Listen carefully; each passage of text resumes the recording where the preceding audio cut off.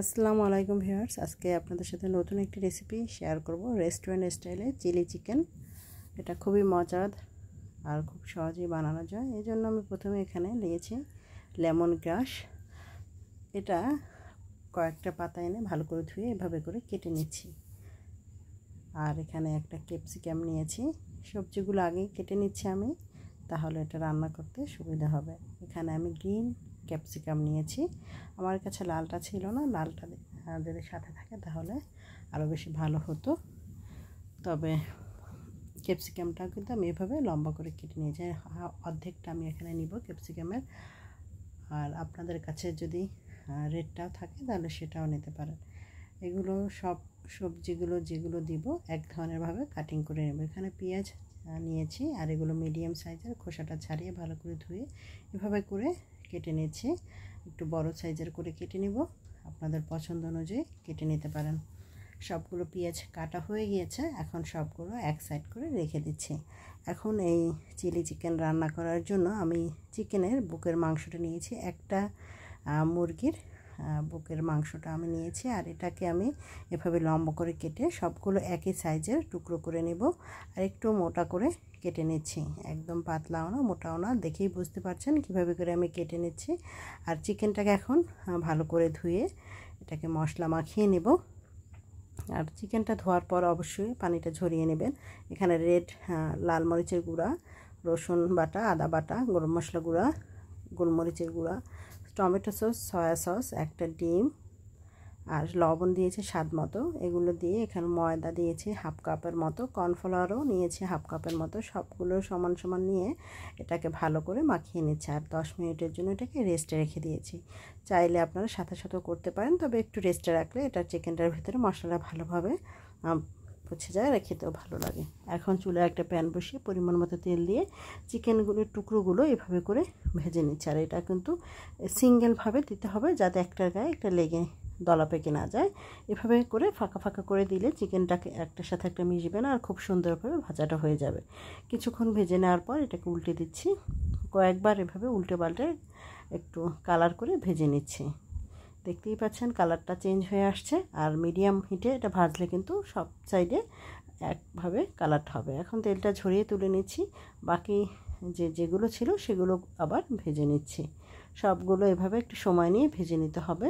আর এটা বানানো কিন্তু খুব বেশি সময়ের প্রয়োজন হয় না, অল্প সময়ে বাচ্চাদের তৈরি করে দিতে পারবেন বা গেস্ট আসলেও সার্ভ করতে পারবেন। এখন তেল কিছুটা উঠিয়ে ওই তেলের ভিতরে একটা রসুন কুচি দিয়েছি, আদা পেস্ট দিয়েছি 1 টেবিল চামচ, আর এখানে দিয়েছি কাঁচামরিচ ফালি করে দিয়েছি 5টা।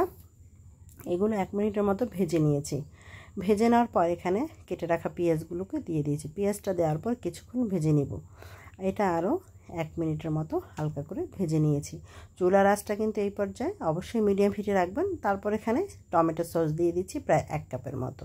টমেটো সস দিয়েছি, সয়া সস দিয়ে দিচ্ছি, ডার্ক সয়া সসটা নিয়েছি এখানে 1 টেবিল চামচের মতো ডার্ক সয়া সস দিয়েছি। আর দিয়েছি গোলমরিচের গুঁড়া, লবণটা বুঝে দিবেন, যেহেতু সয়া সসে বা সসে কিন্তু লবণের পরিমাণটা একটু বেশি থাকে। আর আপনাদের কাছে যদি এছাড়া এক্সট্রা সস থাকে সেগুলো দিতে পারেন। এখন এটাকে খুব ভালো করে 2-3 মিনিট এভাবে রান্না করে নেব, ভালো করে কষিয়ে নেব। কালারটাও কিন্তু অনেক সুন্দর লাগছে এক্ষুনি দেখতে, যেহেতু সসটা ওখানে পরিমাণ মতো দেওয়া হয়েছে। এখানে কাটা ক্যাপসিকামটা দিয়ে দিলাম, আর দিয়ে দেবো লেমন গ্রাস। আর এটাকে এগুলো দেওয়ার পর আর কিছুক্ষণ নেড়ে চেড়ে রান্না করে নেব।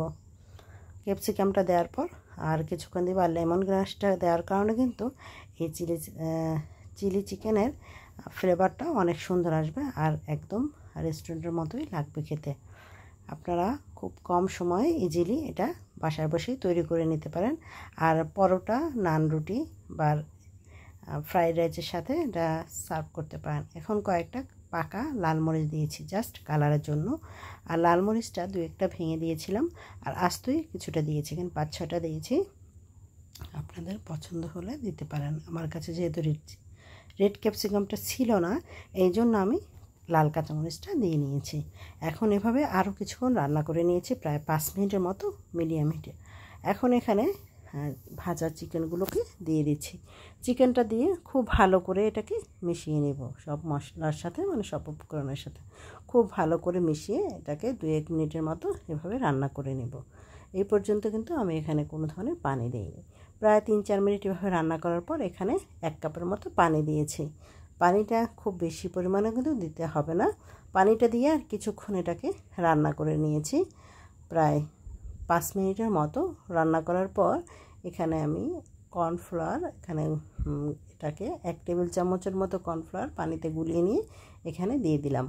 দিয়ে এটা সবগুলো একসাথে মিশিয়ে নিতে হবে। এটা দেওয়ার পর কিন্তু চিকেনটাকে আরও জুসি লাগবে, আর কালারটা অনেক সুন্দর হয়েছে। আর একদম একটা গায়ে একটা কিন্তু এটা মশলাটা লেগে আছে, দেখতেও ভালো লাগছে আর খেতেও কিন্তু অসাধারণ হয়েছিল।